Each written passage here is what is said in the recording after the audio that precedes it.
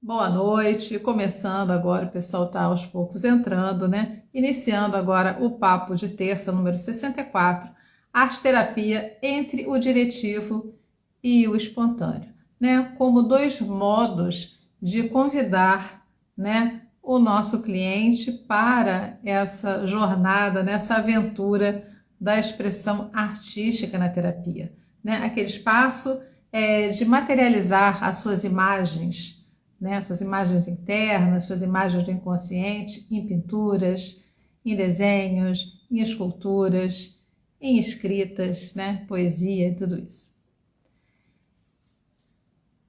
E em 2017 eu estava assim revendo, né, quando entrou esse tema, me veio assim, né, na memória, né, entre o diretivo e o espontâneo. E lá entre 2015, 2016, 2017 eu fiz algumas palestras sobre isso, né, vivências, encontros, né, no meio da arte terapia, falando sobre essa questão do diretivo e o espontâneo, né, como esses modos de estar conduzindo, né, esse trabalho expressivo nos atendimentos. E em 2017 eu escrevi um texto sobre esse tema que está disponível aqui no nosso blog, que eu vou colocar amanhã nos stories o link do blog, que tem o texto, que é exatamente esse, e esse texto, esse título, né? Entre o diretivo e o espontâneo. E já no início, né, nos primeiros anos, né, da minha atuação como arte terapeuta, né, eu terminei meu curso de formação em dezembro de 2008, peguei meu certificado em 2009, né, então já estava aí começando, mas em 2008 já tinha aquela fase toda de estágio, então já tinha essas primeiras experiências, né, em atendimentos. Eu já me debatia sobre esse tema, né, sobre como lidar com a expressão artística na terapia, como convidar o cliente para iniciar o seu processo, né? E nas minhas conversas com colegas na época, né, muito se falava sobre essa questão da expressão espontânea, né? Mas na prática, o que eu percebia e o que eu via eram propostas de vivências estruturadas, né, ou semi-estruturadas, o que para mim me dava assim essa impressão e essa sensação de serem propostas diretivas, né? Tem um tema, tem as etapas, tem um material definido, né? Então isso para mim soava como um modo diretivo de estar trabalhando a arte terapia. Mas eu reconheço que em alguns momentos, né, mesmo dessa proposta estruturada, havia espaço para uma produção de imagem espontânea, né? Mas não era totalmente, tinha um direcionamento, né? Isso ficou mais claro com a minha experiência na Casa das Palmeiras, onde eu fui colaboradora durante 4 anos, entre 2014 e 2018. Isso foi ficando mais evidente porque lá, de fato, se explorava a expressão espontânea, né? E talvez por isso sempre foi difícil, né? Sempre é uma palavra complicada, mas quando eu entrei, isso foi colocado para mim e eu vivi essas dificuldades nos anos que eu estive lá, uma dificuldade do arteterapeuta se adaptar naquele modo de trabalhar, né? Onde não havia um tema a ser trabalhado, uma proposta, né?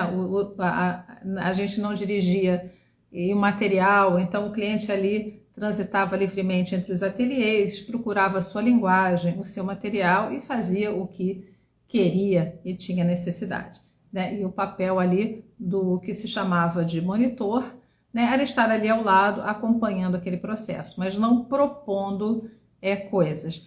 Então isso foi muito importante na minha formação, né? Porque eu fui vendo muitos modos diferentes de trabalhar a questão da expressão plástica nesse processo terapêutico, né? Então, assim, para quem não conhece, né, é sempre importante lembrar o que é a Casa das Palmeiras. A Casa das Palmeiras, ela fica em Botafogo, no Rio de Janeiro. É uma instituição de reabilitação mental com atividades expressivas, né? idealizada pela doutora Nise da Silveira, fundada por ela em colaboração de outras mulheres incríveis, como a psiquiatra Maria Estela Braga, artista plástica Bela Paz Leme, assistente social Lígia Loureiro e a educadora Alzira Lopes Cortes. Ela foi fundada em 1956. Então tem uma longa história, né, uma história incrível, né, um acervo incrível na Casa das Palmeiras. Mas voltando, né, um pouco para minha busca e para minha história, né, essa busca por um modo de trabalhar, né, por um estilo de trabalho, né, como é que eu vou construir, né, esse meu estilo, esse meu modo de trabalhar como arte-terapeuta. Então eu fui experimentando, né, caminhos, alguns caminhos que exploravam mais essa expressão espontânea e outros que transitavam por caminhos mais diretivos, né? E na maioria das vezes, né, eu seguia e ainda sigo buscando essa expressão espontânea. E essa expressão espontânea, ela inclui a escolha dos materiais, a escolha da linguagem e a livre exploração desses meios, né? Então, sem a preocupação em saber como usar esse material ou aquele, né? E experimentando e descobrindo a sua técnica, né? Aí a questão da informação técnica, eu sempre defendo que ela pode entrar, né? O terapeuta pode entrar com alguma informação técnica daquele material, quando aquilo for, né, tá facilitando e colaborando para que o cliente faça, né, o que ele está se propondo ali a fazer, né? Então, nesse processo, né, o cliente sendo estimulado a buscar o seu meio expressivo, buscar a sua linguagem, na qual ele sinta, né, perceba que naquele caminho ele vai conseguir expressar, materializar os conteúdos que ele está precisando, né, colocar nas imagens, né? Mas muitas vezes ele ainda não sabe, né? Ele não sabe que material, não sabe por onde começar. E aí vem a questão, né, de como o profissional, né, o arte-terapeuta, pode também estar facilitando esse processo. Por isso, eu falo sempre também que o arte-terapeuta precisa também dessa exploração do seu desenvolvimento artístico, né, dessa experiência com esses materiais, com as linguagens e com os meios. Então essa escolha, né, de materiais, quando a gente passa, né, essa responsabilidade para o cliente, nem sempre é tão simples, né? Até porque se abrem muitas possibilidades e muitos caminhos. E nesse ponto o arte-terapeuta sai de um lugar aí de controle, né? Ele também tem que estar entendendo como isso vai se dar, né? E essa busca do material espontânea, ela pode se dar por caminhos muito diferentes, por motivações diferentes, né? A pessoa pode escolher algum material pela estranheza que parece, nossa, isso aqui é tão estranho, aí vai lá e pega aquele material. Ou então, eu sempre quis fazer aquarela, não sei nada, não tenho talento nenhum, não sei nem por onde começar, mas eu sempre tive vontade de fazer aquarela, então vou fazer aquarela, né? Então é um desafio, se propõe ali num desafio, né? Outras vezes, esse material que parece mais fácil, eu acho que eu vou conseguir lidar melhor com ele, então a escolha do cliente vai por essa questão da segurança, né? Aqui eu acho que é mais fácil, aqui eu acho que eu vou conseguir transitar melhor, né? E também pelo prazer, nossa, que delícia usar isso aqui, né? Eu gosto muito de fazer isso, gosto de carvão, então vou usar carvão, gosto de desenhar, então vou desenhar. Então, às vezes, existe assim ficar naquele lugar daquela matéria, daquela linguagem que a pessoa já conhece, já transita, ou ir para um desafio de uma coisa que ainda não conhece, né? E todos esses caminhos são válidos e todos eles vão trazer resultados, né, para essa pessoa. E a gente, né, nos cabe, como arteterapeutas, acompanhar, né, e ir facilitando esse processo, né?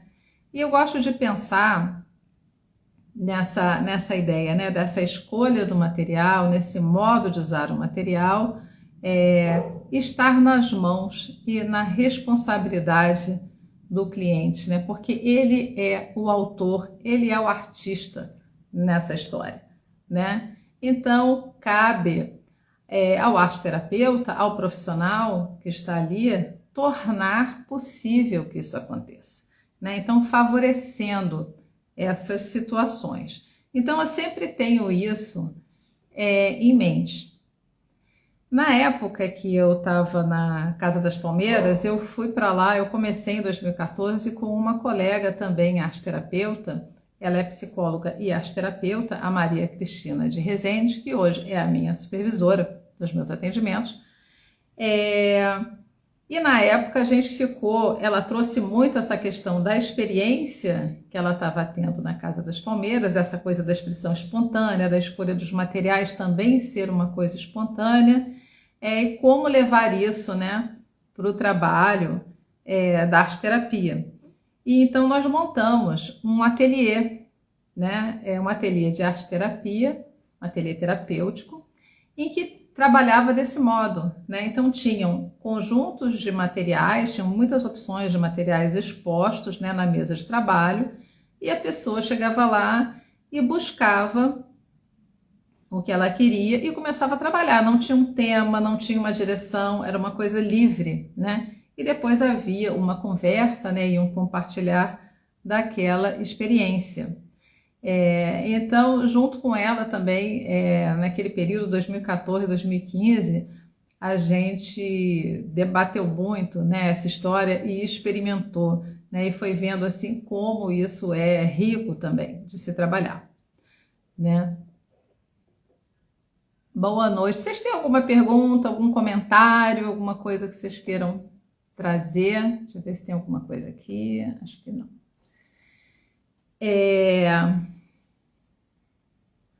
Bom, uma coisa que eu também tive que reconhecer nessa trajetória foi que nem sempre esse caminho da expressão espontânea e da busca dos meios materiais da linguagem espontânea por parte do cliente nem sempre funciona, né?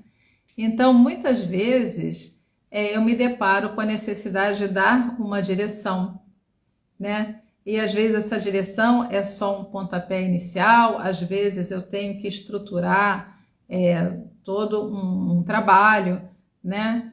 Mesmo que o objetivo final seja, seja gerar essa autonomia, né, do cliente procurar os seus próprios recursos ali nos meios expressivos e estar trilhando o seu caminho com a maior autonomia possível. Então, a interferência nesse sentido de estar dirigindo um modo de trabalhar, um material, por parte do terapeuta ser cada vez menor. Mas nem sempre funciona e não é só a questão do início do processo, às vezes o início do processo é difícil, né? Então começam algumas propostas, né, do terapeuta para se fazer e para ir fortalecendo aquela pessoa nessa expressão, mas às vezes isso acontece no meio de um processo terapêutico até longo, né? Às vezes você está com aquela pessoa há 2 anos e num dado momento você percebe que naquele processo, naquela situação, há uma exigência de algo mais diretivo, né? Então, às vezes eu proponho, por exemplo, um trabalho em etapas, um trabalho longo, né? Propondo um processo, né? Uma construção que tem o objetivo de demorar um tempo, né? De manter aquela pessoa um tempo em torno daquela temática, daquela questão, né? Então, eu tenho feito bastante isso até, assim, um processo propondo um trabalho longo, né? Em etapas. Às vezes eu proponho também o material a ser usado, estipulo regras, né, dou uma organizada, mas mesmo assim, sempre tem um espaço aberto, né? E eu sempre me mantenho assim flexível para mudanças de rumo, né? Eu pensei numa proposta, eu passei essa proposta, no meio do caminho o trabalho vai para um outro lugar. Então, tudo isso faz parte, né, do processo. Então, eu também preciso me colocar nesse lugar dessa flexibilidade, né? Uma coisa que também pode passar, né, pela cabeça de vocês, mas assim, como estimular, né, essa busca espontânea pelo material, né? Eu sempre tive um espaço físico de atendimento. Isso muda também nessa questão dos atendimentos online.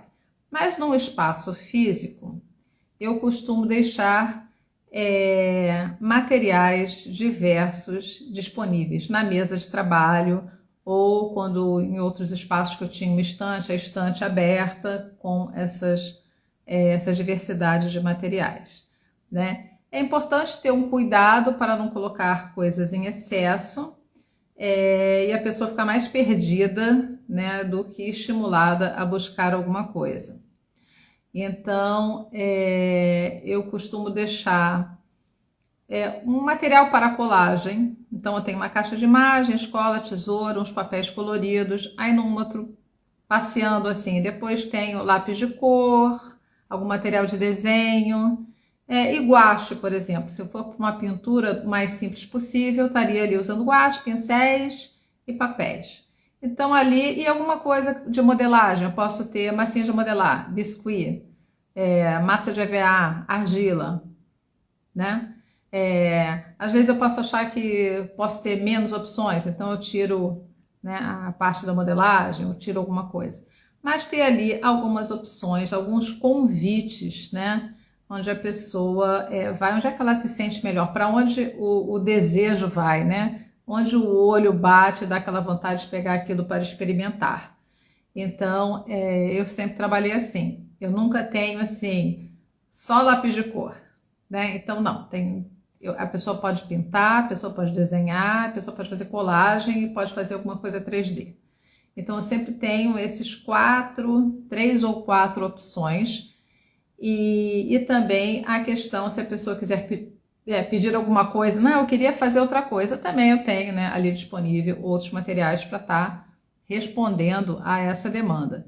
Então, isso é uma questão no presencial, quando eu estou no meu espaço, eu tenho os meus materiais, então eu tenho como estar trabalhando isso. Então, a pessoa estar exposta, né, esse convite, né, esse banquete está ali disponível, né? E a pessoa vai ali buscar, né, para onde ela vai, né? E vai fazer o trabalho dela. Isso muda muito na questão do trabalho remoto, né? Dos atendimentos online.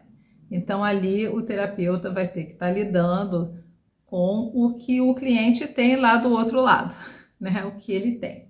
Então as opções o terapeuta mandar material para essa pessoa, né, pelo correio, pedir para essa pessoa adquirir determinados materiais, né. Eu costumo perguntar o que a pessoa tem, né, e quando não tem nada artístico, né, entendendo como material artístico, giz de cera, lápis de cor, aquarela, pincel, não tenho nada disso, né? Eu consigo ir para um outro universo de coisas que também são capazes de produzir imagens. Então, café, sementes, terra, planta, enfim, coisas que a pessoa tenha, material de limpeza, sucata, tudo coisas que podem estar sendo matéria, né, a ser transformada em imagens. Então eu começo, né, explorando o que a pessoa tem ali, e aos poucos, né, o que eu tenho percebido é que aquelas pessoas que não têm nada, que não têm material, começam espontaneamente a buscar, vai numa papelaria, né, se divertir né? Então chega na sessão, eu comprei isso aqui. Aí as pessoas começam a saber que a pessoa está pintando, desenhando e começa a ganhar coisas também. Isso também vai acontecendo. Então tem uma energia que fica mobilizada ali, né? Eu nunca mandei kit de materiais para cliente, né? Então só para ficar claro essa questão. Acho que essa questão de mandar os materiais deve ser analisada caso a caso, né? Então, se existe uma situação em que é importante, é relevante que eu mande uma caixa de materiais, né, de arte para o cliente ou para aquele grupo e tal, eu preciso só saber por que eu estou fazendo isso, né? Então, se aquilo se justificar, ótimo, faça, né? E eu já vi muitas situações em que era fundamental que esse kit e esse material tenha sido enviado, tá? Não foi o meu caso, para dizer que eu nunca mandei material no meio da pandemia, em 2020. Para uma cliente em especial, eu preparei uma pasta, né? E mandei entregar na casa dela e tal. Então, ficamos trabalhando online com esse material durante um bom tempo. Então, assim, outras coisas, materiais assim também interessantes, tecido, né, lã, também contemplar nessa oferta de materiais para o seu cliente coisas que façam parte do universo dela, né? Então, às vezes, entrar com tecidos, lãs, linhas, né, vão ser mais importantes do que chegar com uma caixa de lápis de cor. Então, tá contemplando, né, muitas opções aqui. Deixa eu ver aqui a pergunta. Sou formada em artes cênicas, licenciatura e pós em artes. Trabalho em 4. Não sei o que é ILPI. Então, trabalho basicamente em todas as linguagens. Como lidar com linguagens artísticas que não dominamos. Essa é uma questão, né? Assim, meu cliente quer trabalhar um material e eu não sei usar esse material, eu não conheço essa técnica, eu não sei usar. Então, assim, o que o terapeuta sabe em termos de linguagens, materiais, não pode ser o limite para o cliente, né? Então, das duas, uma. Ou você vai estar ali incentivando que ele descubra como se usa, como se faz, né? E talvez você até aprenda com ele. Mas a gente realmente não vai nunca, né, dominar todas as técnicas, todos os materiais, todas as linguagens, né? A gente vai ter, e é importante que se tenha uma linguagem, um material para chamar de seu, né? Esse que você gosta, se aprofunde, aprenda, né? E importante experimentar coisas diferentes, sim, mas não quer dizer que a gente vá dominar muitas técnicas e muitos materiais, né? A gente vai ter o que a gente gosta mais, onde a gente vai se aprofundar, vai conhecer basicamente uma certa diversidade de coisas, mas quando o seu cliente quer, por exemplo, você nunca usou biscuit, e o seu cliente, quero tanto fazer uma escultura em biscuit, você tem aí você não tem, por exemplo, não tem e não sabe usar. Bom, duas uma, você pode, na sessão seguinte, levar o material e dar uma pesquisada básica, pegar e experimentar, ou ir nesse mesmo risco, né, embarcar nessa viagem, não tenho ideia de como faz. Vamos aprender fazendo. Experimentando, tentativa e erro, não deu certo e tal, né? E isso é bem interessante também, né? Explorar as coisas. Quando a gente está usando materiais como gesso, biscuit, tinta óleo, tinta acrílica, tem qualidades básicas daquela matéria que a gente tem que se informar, né? As informações estão aí disponíveis, né? Pega o celular, procura ali alguma coisa e alguma dica e vai. Não significa que você vá aprender profundamente aquela técnica. Mas, por exemplo, eu preciso saber que a aquarela dilui em água. A tinta a óleo não, né? Então tem coisas que a gente tem que saber, né? A gente trabalha com argila modelada úmida, né? Porque quando ela seca, ela endurece e você não modela mais, você vai ter que umedecer de novo.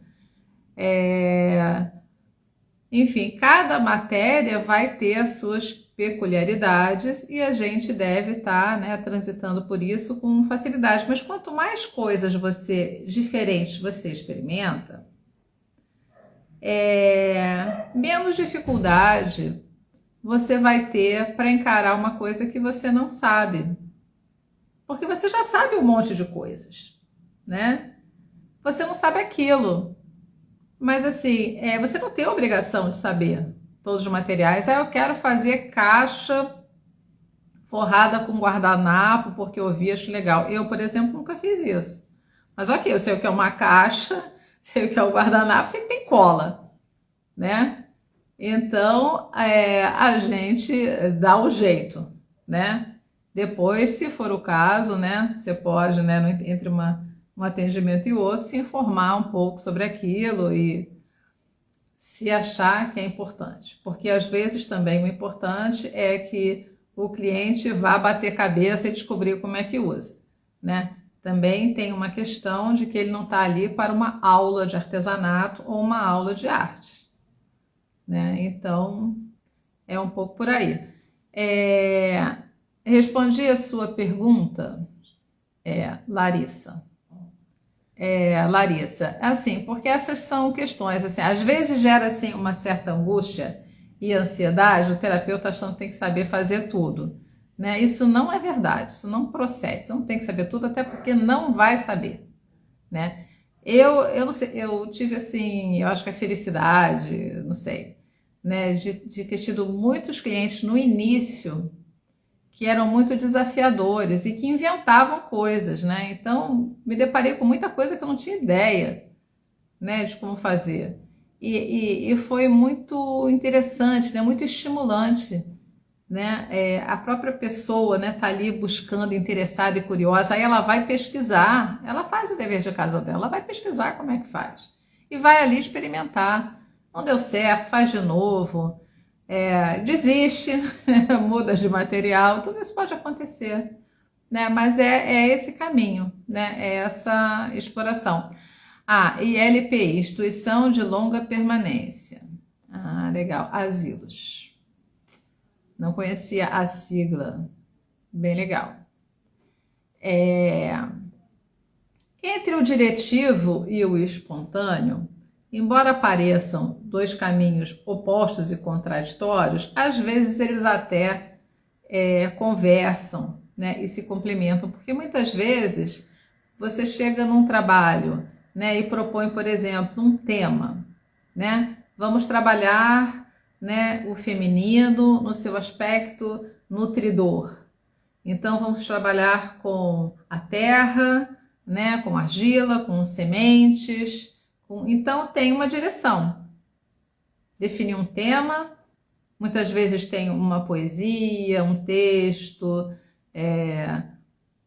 uma música, né, que vai estar também trabalhando, né, sensibilizando para esse tema, né, definir o material básico, mas o que a pessoa vai fazer com aquela argila, aquelas sementes, entra a expressão espontânea, né? Ela vai fazer ali uma forma espontânea, né? Não existe uma regra, você vai fazer uma boneca, né? A cabeça vai fazer um círculo, vai juntar esse círculo com um cilindro, não é uma coisa desse tipo. Mas existe uma direção, porque existe um tema, existe uma série de estímulos que você vai estar oferecendo ali para colocar aquela pessoa em contato com aquele tema, daquela sessão, daquele encontro de grupo. O material foi escolhido de acordo com os seus objetivos, né, ali para aquele grupo ou para aquele atendimento. Então, existe uma parte que é diretiva. Existe uma parte que o terapeuta pegou para ele, olha, eu vou essa parte eu defini, né? Vou até aqui, né? Daqui para frente, né? O cliente vai se virar, né? Vai fazer ali com aquilo que eu ofereci, o que ele conseguir, o que ele sentir necessidade, enfim. Então, existe uma parte aí que é espontânea, sim, né? E o outro movimento seria realmente eu não estar propondo nada, né? Que foi o ateliê que eu fiz com a Maria Cristina de Rezende em 2015, 2016. Né? Então, como é não propor um tema, não propor um material, não propor nada disso. Então, você abre um espaço livre, um campo, em que você oferece possibilidades de matérias a serem transformadas. Então, a pessoa vai pegar para trabalhar algo que chamou a atenção dela e vai fazer ali uma imagem, uma construção, uma obra espontânea. Então, assim, o tema dela vai aparecer na produção, mas não foi algo pré-determinado ou algo direcionado ou induzido pelo terapeuta, né? Então, seria eu estar pegando todo esse processo espontâneo. De qualquer maneira, existe algo que foi o que eu ofereci. O universo disponível é aquilo que eu ofereci de materiais, por exemplo. Né? A pessoa vai escolher esse ou aquele, mas está dentro daquele universo. Então, esse nunca é tudo, né? Nunca é tudo. Sempre tem algum ponto em que a gente se pega que a gente está controlando alguma coisa, né? Então, como é que a gente pensar a nossa flexibilidade na nossa prática, né? Porque eu já ouvi relatos, por exemplo, né, de pessoas fazendo grupos de arte-terapia em que a profissional definiu o trabalho assim, assim, assim, assim. A pessoa fez de outro jeito. Então, a pessoa não aceitou, não, está errado. Não é para fazer assim, tu tem que fazer de novo para fazer certo. Então, aí eu estaria trabalhando, né? Seria um modo bastante assim diretivo em que eu ainda exijo no resultado que a pessoa tenha cumprido as regras que eu estabeleci, né? Mas isso daí cada um vai ter que avaliar, né, e ajustar e descobrir qual é o seu modo e o seu estilo de trabalho, né? Porque pode ser, inclusive, que exigir que a pessoa faça de acordo com a regra seja algo importante para aquela pessoa naquele momento, né? Então, todos esses caminhos, essas possibilidades vão cumprir com determinados objetivos. Fabiane, meu público é a paz, sou psicóloga e quero fazer curso de arte-terapia. Então, a arte-terapia no Brasil você tem os cursos de formação e as pós-graduações, né? Eu sou arte-terapeuta, fiz a minha formação em arte-terapia com a Lígia Diniz no Rio de Janeiro. O meu curso e o meu registro, né, como arte-terapeuta está, né, faz parte da ARGE, Associação de Arte-Terapia do Rio de Janeiro, que está vinculada ao BAT, né, União Brasileira de Associações de Arte-Terapia. Né? Existem outros grupos, né? Então, mas a formação, né, o profissional, ele se forma basicamente nesses dois modelos, nas pós-graduações e nas formações. Aí dentro desse universo de cursos oferecidos, tem os que são aceitos, né, por exemplo, por essa União Brasileira de Associações de Arte-Terapia. Existem outros que não, mas vão ter as suas outras associações. Então vale aí uma pesquisa, né, mas é uma formação específica. Né? E é uma riqueza muito grande, né? Então, assim, acho que vale, né, você fazer, acho que vai te ajudar muito no seu trabalho, porque vai trazer todo um panorama, né, dessas linguagens artísticas pensadas, né, para a terapia. Acho que eu vou então parando por aqui, né? E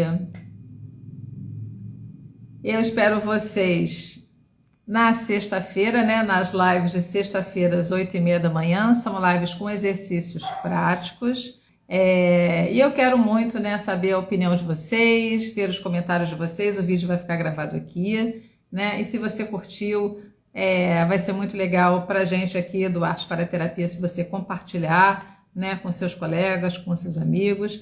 E assim a gente cresce, né, nesse desafio de fortalecer a arte nos atendimentos terapêuticos, né, do nosso trabalho. Boa noite para vocês, espero vocês sexta-feira, 8h30 ou na próxima terça, às 20 horas. Beijos!